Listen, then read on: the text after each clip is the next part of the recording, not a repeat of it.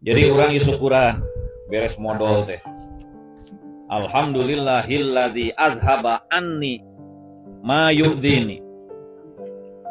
Sadaya puji kagungan Allah anu mana perkara nu matak jadi sabab kaula kanyeri anu matak milaraan urang ku Allah dileungitkeun. Naon tah eta perkara nu matak nganyeri urang teh lamun eta urang ngising teu bijil kiih teu kaluar. Cing kira-kira lamun di jero wae meureun nyeri ka urang eta. Maka dipicil, dibijilkeun dikaluarkeun. Tegas nama ku ngaluarkeun paleleuwih.